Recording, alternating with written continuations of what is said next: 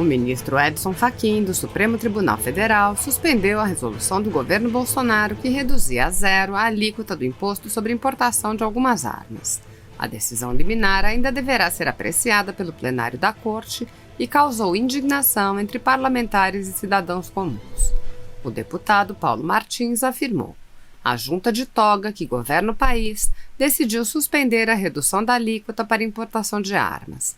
A importação é para pessoas autorizadas, não para bandidos que sempre importarão armas sem pagar impostos. É para proteger a vida, diz o STF. A deputada Bia Kicis postou uma manchete que noticiava a decisão de Fachin e afirmou: o ideal para restabelecer o equilíbrio entre os poderes seria termos um novo presidente do Senado que tivesse a coragem de pautar o pedido de impeachment de um ministro do STF. Basta um. Garanto que os demais voltariam a respeitar os demais poderes. A deputada estadual Letícia Aguiar disse: a alegria dos verdadeiros defensores da vida e do direito à legítima defesa mais uma vez acaba cedo. O presidente Jair Bolsonaro até tenta, mas existe um STF no meio do caminho para barrar toda e qualquer evolução que possa tentar existir no Brasil, em qualquer seara. Ela observou: os mesmos que se dizem contra o armamento da população de bem são os mesmos que possuem ou podem ter seguranças armados 24 horas por dia, pagos com o nosso dinheiro dos impostos. Somente eles podem ter o direito à vida. Se você souber rezar, reze para chegar vivo em casa. Obrigado, STF. A deputada citou: o ministro Fachin afirmou que a redução a zero da alíquota do imposto de importação de armas de fogo, por contradizer o direito à vida e o direito à segurança, viola o ordenamento constitucional brasileiro. E acrescentou: não é só chamar o Batman que o direito à vida acontece não, STF. A deputada questionou ainda: qual foi o ministro do STF que proibiu as operações policiais nas comunidades do Rio de Janeiro durante a pandemia? E agora, qual foi o ministro do STF que suspendeu a isenção de importação de armas de fogo? Pois é. Edson Salomão, do Movimento Conservador, afirmou: o principal objetivo do STF, ao invés de proteger a Constituição, é minar as liberdades e a própria democracia. Ele questionou: a coletividade que Fachin diz proteger ao suspender a alíquota zero para importação de armas não é a mesma coletividade que votou em Jair Bolsonaro? O deputado Carlos Jordi disse: Fachin suspende medida do presidente Bolsonaro que zerava a alíquota para a importação de pistolas e revólveres sob a alegação de que a medida colocava em risco a segurança da sociedade. Ou é muito ou desonesta. A única coisa que fez é obrigar o cidadão a continuar comprando da indústria nacional. O deputado estadual Márcio Gualberto afirmou: o ministro Fachin teve a ousadia de suspender a alíquota zero para importação de revólveres e pistolas. Ele atendeu uma ordem do PSB, o mesmo partido que exigiu o fim das operações policiais nas comunidades dominadas por traficantes no estado do Rio de Janeiro. O STF está a serviço dos esquerdistas. O escritor Paulo Briguet questionou: Brasil, o país em que o presidente está proibido de reduzir impostos. Alguém tem dúvida de que a esquerda é quem manda no país? O deputado estadual André Fernandes afirmou: meu sonho é ver um presidente de coragem no Senado para pautar o impeachment de um dos ministros do STF. Bastaria somente um para servir como exemplo para os demais. Ministros de toga se acham deuses. Isso precisa acabar.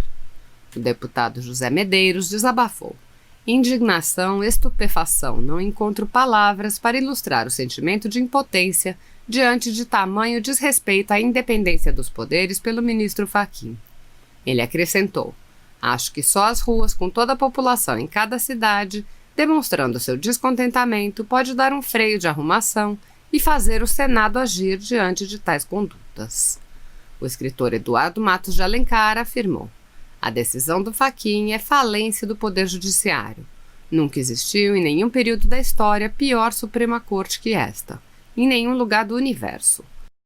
Quero só lembrar que eu adorei todas as intervenções, são profundas e muito também indignadas sobre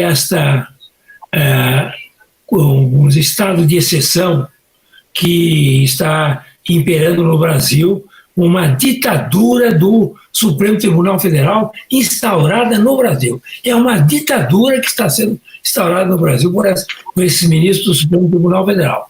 Gravemente ainda, pelo fato de 10 ministros terem conestado essa barbaridade que foi realizada. Mas eu quero só lembrar que o doutor Sérgio Dario fez uma análise profunda e geral sobre o aspecto da ilegalidade e inconstitucionalidade desses inquéritos e dessa putaria, mas ele, a sua tese é de que realmente é natimorto, o inquérito é natimorto, os inquéritos são natimortos, e a portaria também. Eu gostaria de discordar dele nessa conclusão, embora elogiando profundamente a sua descrição sobre as ilegalidades havidas. Não é natimorto, não. Ele tem um efeito brutal. Esses inquéritos têm um efeito enorme na sociedade, estão criando um constrangimento na sociedade, um medo na sociedade, um terror na sociedade, de falar mal dos ministros do Supremo Tribunal Federal. E isso é o que eles queriam, isso é que eles desejavam e desejam com o inquérito.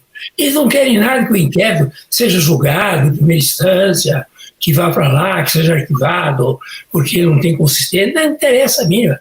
Interessa que eles, ao prorrogar 6 meses, não prorrogando, agora com o aval de 10 ministros, tá certo? Eles vão prorrogar, é para criar o terror na sociedade, criar o estado de exceção que eles estão criando na sociedade. Esse é o objetivo.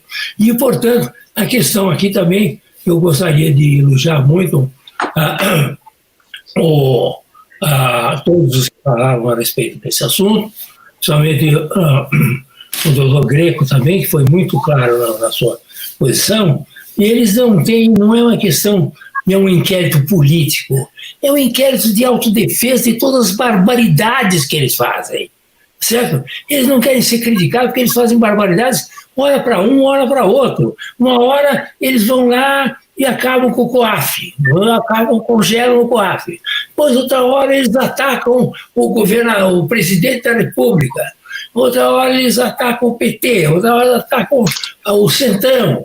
Quer dizer, eles vão de acordo com os interesses do momento, interesses políticos dele.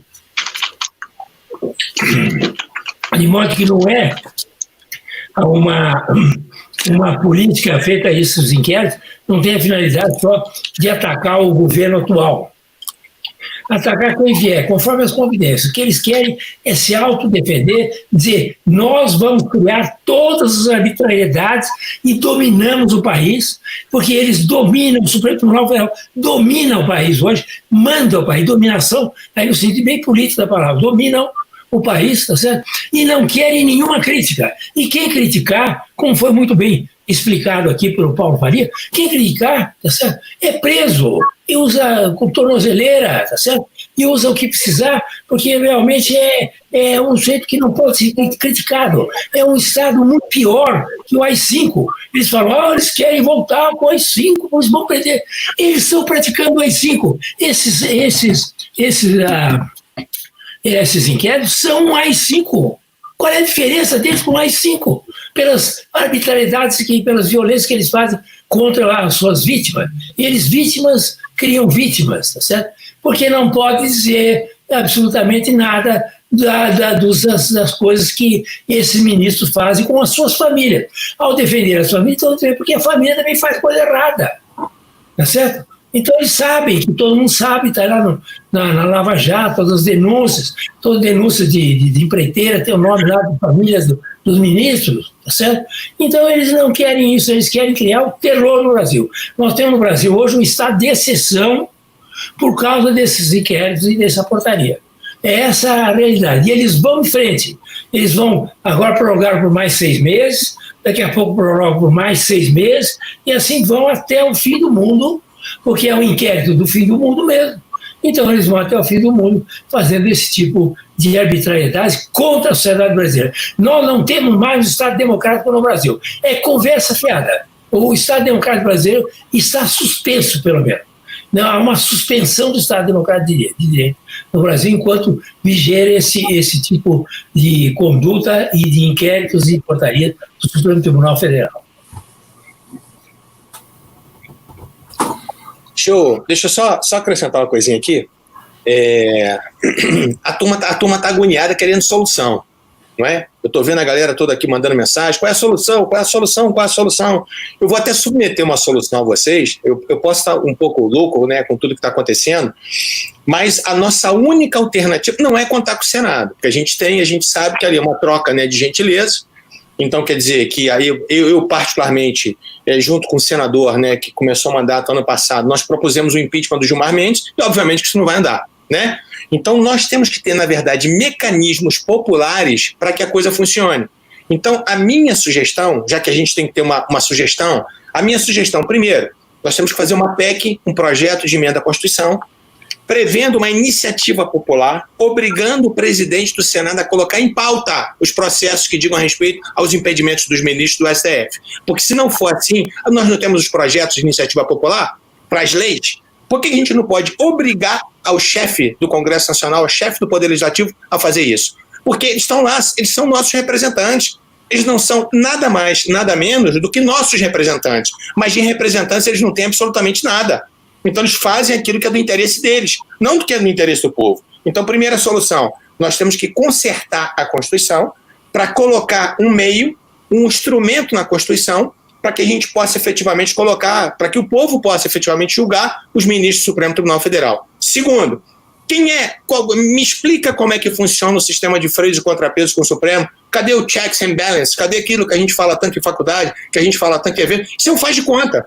Não existe o sistema de freio de contrapeso, a gente sabe disso, né? O Supremo controla todo mundo, mas ninguém controla o Supremo.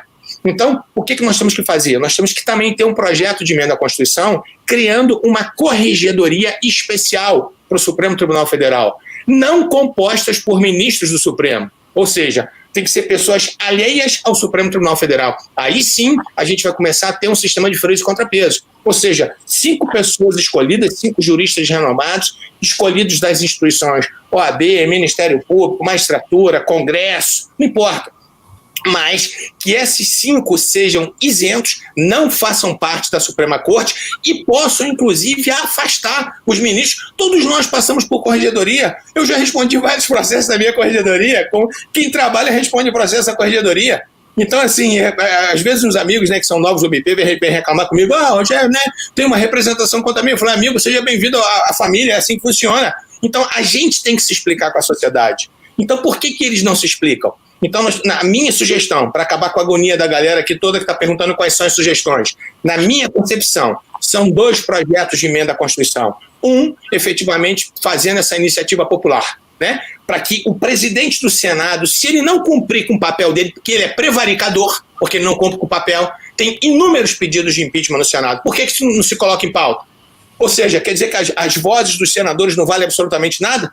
Segundo, a necessidade já passou do tempo, na verdade, de se ter uma corregedoria. Por quê? Que eles não são passíveis de serem punidos administrativamente? Por que isso não acontece? Ou seja, eles não são supremos. Supremo, quem for, e se for, é o tribunal, e não as pessoas que compõem o Supremo. Então, eu estava agoniado, era para poder falar isso antes que vocês fossem embora, né, para que vocês pudessem até criticar também um pouquinho aí.